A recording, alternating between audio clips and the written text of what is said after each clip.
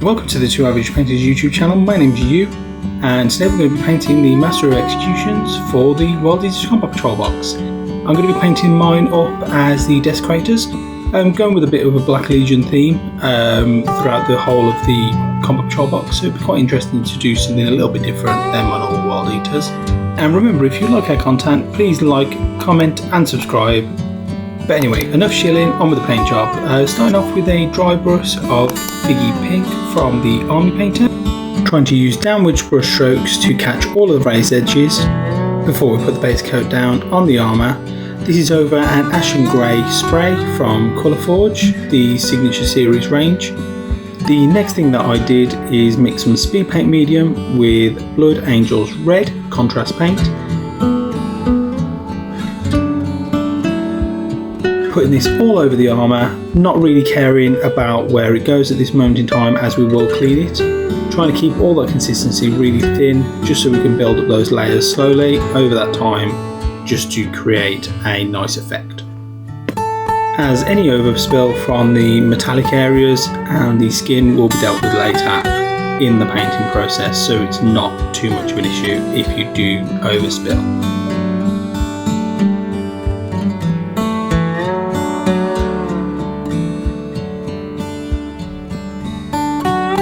So moving on to the next part of the paint job. So it seems that I've lost the footage. Guess roll the credits?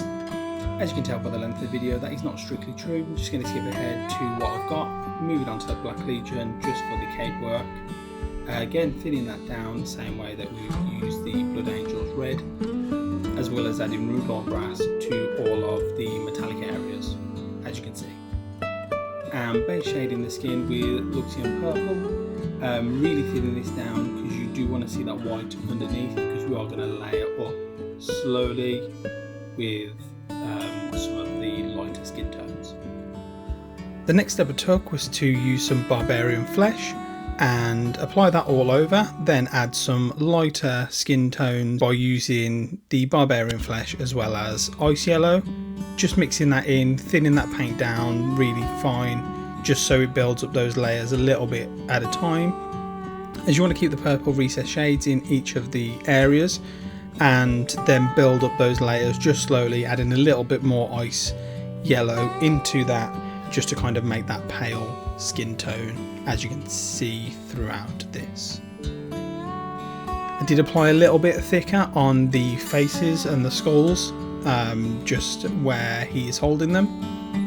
That's just because in a later stage I will be covering that in Blood for the Blood God.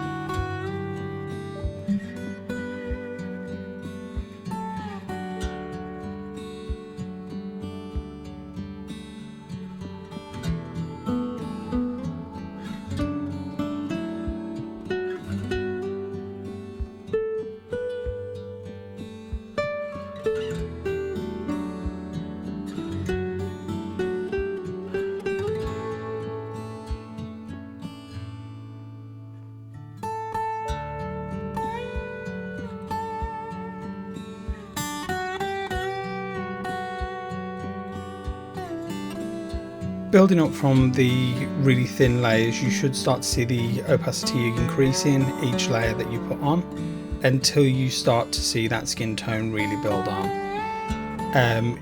2 or 3 layers should work, and as you can see there, that's about 2 layers of paint on the arm. Moving on with the head, it is pretty much the same. Pretty simple stuff really. It's a thin coats method of painting, just really thin layers that kind of build up that opacity over time. That doesn't make that kind of thick, doesn't make a thick kind of residue on there. At this point I do go in with a slightly smaller brush and just start working on some of those areas, trying to build up a bit of definition in the muscles. It's a quite important step just to kind of make those areas pop, especially where the light would be hitting the model.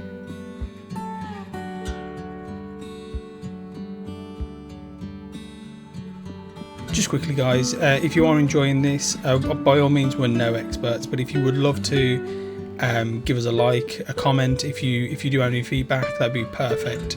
We do want to grow the channel, and we can only do that with your feedback. It only takes 2 seconds. I know the begging train never stops on YouTube, but we do want to keep making videos, and that only happens with your support. So thank you. At this point the skin's looking pretty done, so I'll go in with some pure ice yellow just to kind of hit those highlighted spots to give them a little bit more pop. That's kind of areas like the knuckles and the hand, just kind of where the ligaments are, really just to make those recesses seem a lot darker than they actually are.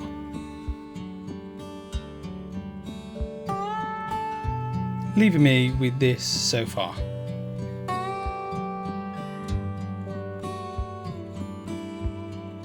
The next stage, I go in with some Crusade skin, really thinned down, just to make the overall skin tone a bit more realistic. At the moment it's still quite purple, still quite pale. That'll bring in those kind of more humanistic tones to the skin, kind of like your wash effect.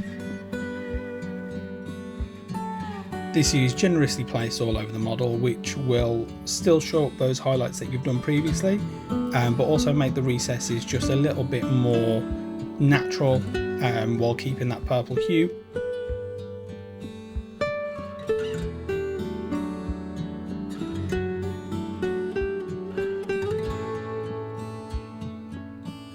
You know, I said about footage being lost. Well, that happened again. So I'm going to skip ahead, carry on with the video. I have got some bits that I will go through, and then we'll be able to move on.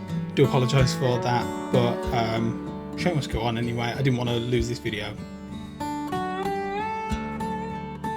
So the centre of the World Eaters emblem I did with Temple Guard blue, just a nice pop of blue in there, with iron skin as the metallics to the edges of the blade and all of the rivets that are all over the marine, as well as all the chains and the links to the leather. This is the point where I also tidied up a little bit of overspill that might have happened in the previous steps, just going through some of the reds, some of the skin tones, any of the blacks, as well as doing some of the finishing touches to some of the previous steps, like the backpack for instance. I had missed some of the teeth, so I went back in with the Black Legion, just filling that cap in.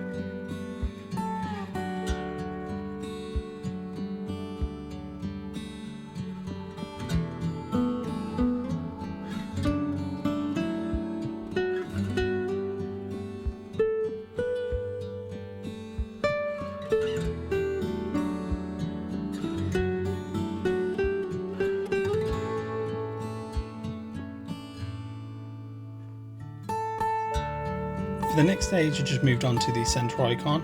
I just added a few green dots of Sons of Horus green, just to kind of make a nice popping colour.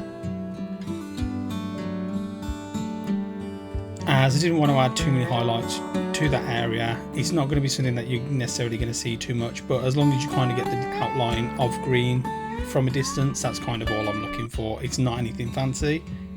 As you'll see later, it is just kind of some green dots in that centre chest. It's only literally just to make an outline of a world.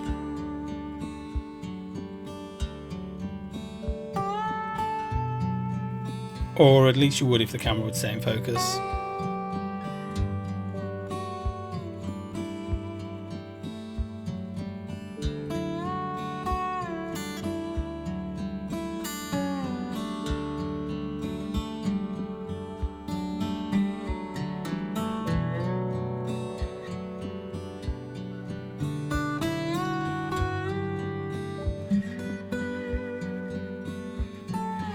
Again, moving in with some Ironbreaker just to highlight some of the areas again that I had missed.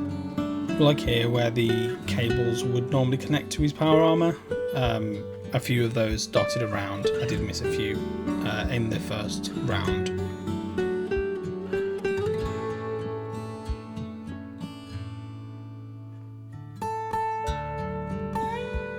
Again, just wanted to give a massive thank you for getting this far through the video. It does really mean a lot to myself and James. I know that we are trying to build up confidence and quality of the videos. We are looking to improve our setup throughout the time. We're obviously limited on budget and time just in general, but we do really appreciate every viewer that we get. So I just want to say another thank you for watching this.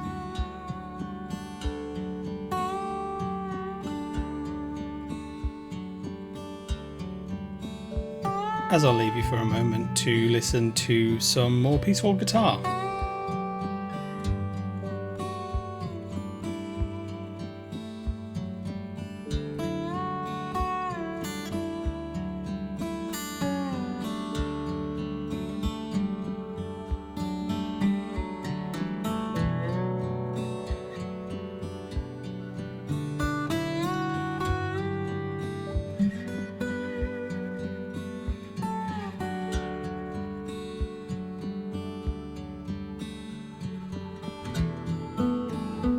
Again, here I'm just tidying up some of those areas just with a bit more iron breaker just on the chain before I go on to my final steps with the weapon. And that'll be just coating most of it with blood for the blood god, as every World Eater model has to have blood for the blood god on it. That's just kind of the rule. And if you don't agree, Paul, are you really a blood angel?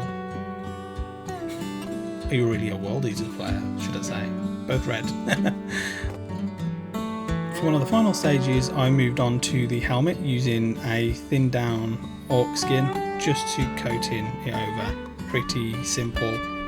With the white highlight underneath it, it does really pop. You can go in with a little bit more highlights afterwards. I did leave it for the time being, but I have afterwards gone in and just added some Sons of Horus green just in those areas just below the visor and just on the rivet, just to kind of give it a little bit more battle damage.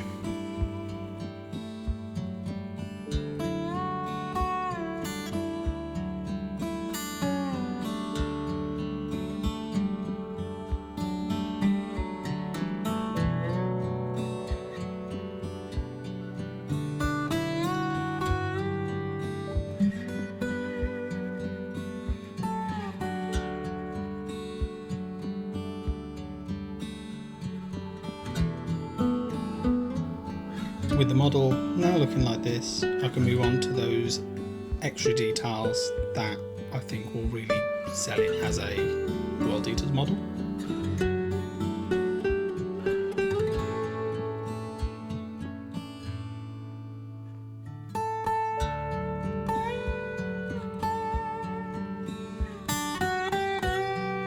And that is, of course, adding blood for the blood god all over key areas. I haven't gone too ham with this, just wanted to make the weapon kind of stand out and those skulls that he's grasping tightly a bit more bloody.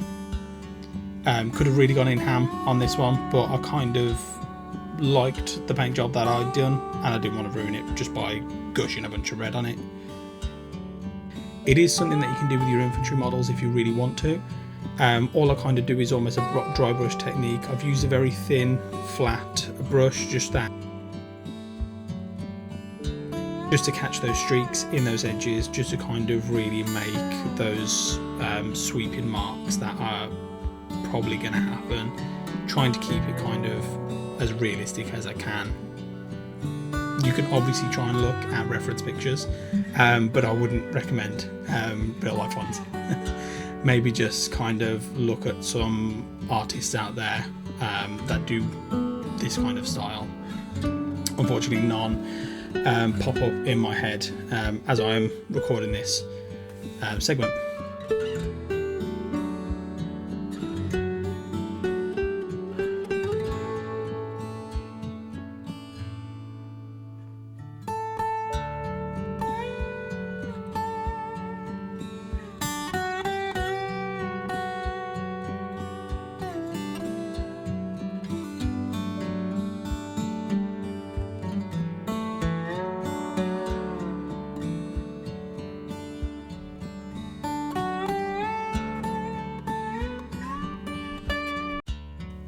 But again, I know I've said it several times in this video, but thank you for getting this far. We do really appreciate it. Now moving on to the final reveals.